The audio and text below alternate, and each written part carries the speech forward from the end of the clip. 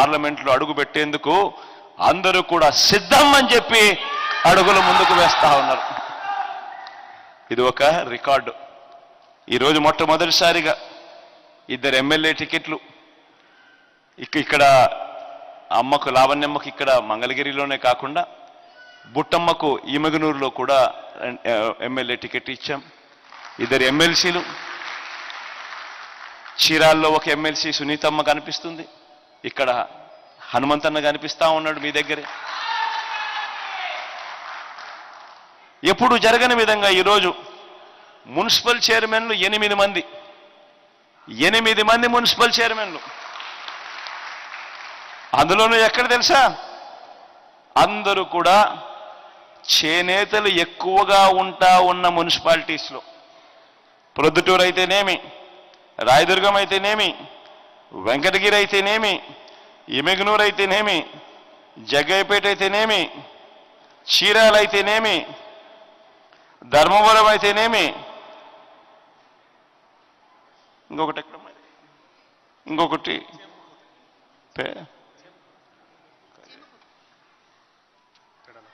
పెడనైతేనేమి, 8 చోట్ల చేనేతలు ఎక్కడైతే ఎక్కువగా ఉండారో మొత్తం అన్ని చోట్ల కూడా మున్సిపల్ చైర్మన్లుగా ఉండేది చేనేతలే ఉన్నారు.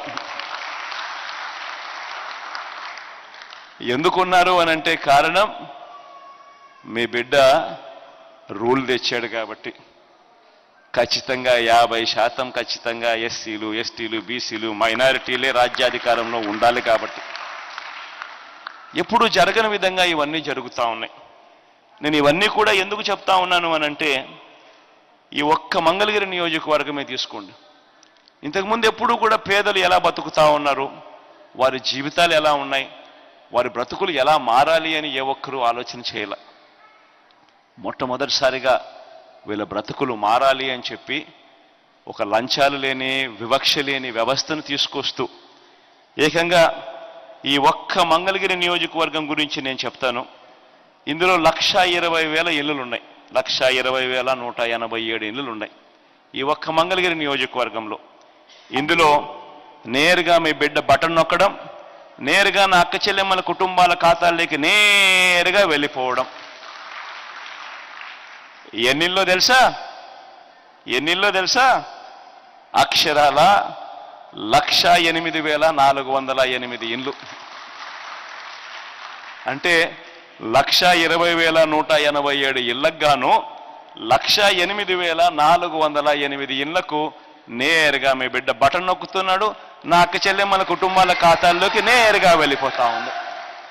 అంటే 90.1% ఇళ్లకు ఎటువంటి లంచాలు లేకుండా, ఎటువంటి వివక్ష లేకుండా, ఎటువంటి దళారీలు లేకుండా నేరుగా నా అక్క చెల్లెమ్మల కుటుంబాలు బాగుపడాలని వాళ్ళ ఇంటికే, వాళ్ళ చేతికే, వాళ్ళ ఖాతాల్లోకే వెళుతా ఉన్న పరిస్థితి కేవలం ఈ 58 నెలల కాలంలో మాత్రమే వచ్చిందన్నది గుర్తెరగమని కోరుతా ఉన్నా. ఈరోజు ఏ సచివాలయంకైనా మీరు చూసుకోండి. ఈరోజు మీ మంగళగిరి నియోజకవర్గంలో 83 సచివాలయాలు ఉన్నాయి. ఈ 83 సచివాలయాలకు గాను ఈ 83 సచివాలయాల్లో వెళ్ళి మీరు ఒకసారి గమనిస్తే ఆ సచివాలయాలలో బోర్డులు పెడతారు. ఆ బోర్డులలో ఎవరెవరికి ఎంతెంత వచ్చింది, ఏ స్కీమ్లో ఎంతెంత వచ్చింది అని చెప్పి బోర్డులు పెడుతూ ఏకంగా ఈ మంగళగిరి నియోజకవర్గానికి మాత్రమే, నా అక్క చెల్లెమ్మల కుటుంబాల ఖాతాల్లోకి మాత్రమే పంపించిన సొమ్ము అక్షరాల ఈ 83 సచివాలయాలలో డిస్ప్లేలో పెట్టిన సొమ్ము అక్షరాల 1,529 కోట్ల 89 లక్షలు, అంటే 1,530 కోట్ల రూపాయలు. ఈ ఒక్క మంగళగిరి నియోజకవర్గంలో ఈ 1,08,408 కుటుంబాలకు, ఈ 1,08,408 కుటుంబాలకు అక్షరాల మీ బిడ్డ బటన్ నొక్కడం, నేరుగా నా అక్క చెల్లెమ్మల కుటుంబాల ఖాతాల్లోకి వెళ్ళింది 1,530 కోట్ల రూపాయలు.